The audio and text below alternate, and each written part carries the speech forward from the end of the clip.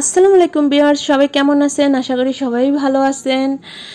আমি কিছুদিন আগে একটা চা পাতা ভর্তার রেসিপি শেয়ার করছিলাম, তাতে অনেকেই অনেক কমেন্ট করেছেন। কেউ বলেছেন যে এটা জীবনের নাম শুনি নেই, কেউ বলেছেন খাইনি। এখন অনেকেই হয়তো বা মনে করতে পারেন যে এই ভর্তাটা আমি আমার মনের মতো করে একটা রেসিপি বানিয়ে দিয়েছি, কিন্তু আসলে রেসিপিটা এটা ছিল না। রেসিপিটা মানে আমি এইখান থেকেই নেওয়া, আমার কোনো বানিয়ে রেসিপি ছিল না, যার জন্য আজকে আপনাদের জন্য এই ভিডিওটা শেয়ার করলাম। এটা ছিল মাধবপুর লেগে, শ্রীমঙ্গল মাধবপুর লেগের একদম অরিজিনালি অথেন্টিক চা পাতা ভর্তার রেসিপি।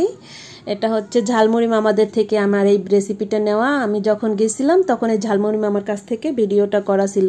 এই যে ফার্স্টে যে পাতাগুলো কুচি করে নিল, সে পাতা কুচিগুলো ছিল চা পাতা, চা পাতার একদম কচি কচি পাতাগুলো।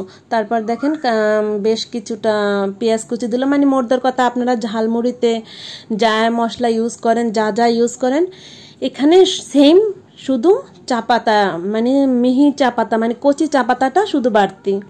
ঠিক আছে, ভিডিওটা একটু লং হয়েছে, আমি ফাস্ট ফরওয়ার্ড করে দিয়েছি, কিন্তু ভিডিওটা একটু কাটছিট করিনি আপনাদের বোঝার সুবিধার্থে। আশা করি আপনারা সবাই ধৈর্য ধরে ভিডিওটা দেখবেন।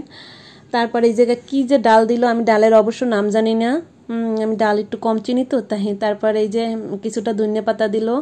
আপনারা কে কে গেছেন সিলেট, শ্রীমঙ্গল, অবশ্যই কমেন্ট করে জানাবেন। আর কে কে খেয়েছেন এই পাতাটা।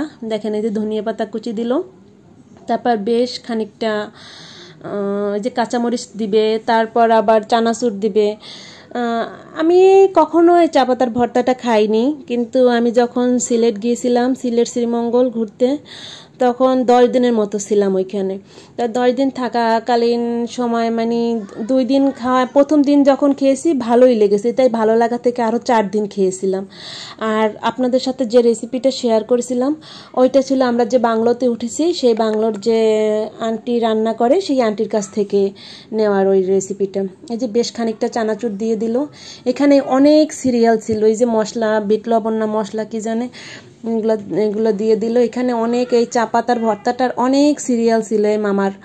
তারপর ওই জায়গা তো মানে আমরা তো আগে আসছি, যার জন্য আমাদেরকে আগে দিয়েছে। আর ওই সাইডে যে আপুরা, তারা তো সেলফি তুলতে আসে, আমাদের পরে তাদেরকে দেওয়া হবে।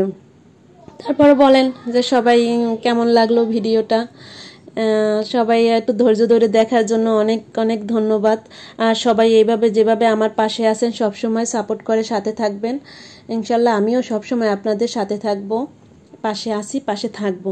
এই পাতাটা মানে চা পাতা ভর্তাটা অনেকটা সময় ডলে ডলে, অনেকটা সময় মানে ধৈর্য ধরে এই পাতার ভর্তাটা করতে হয়।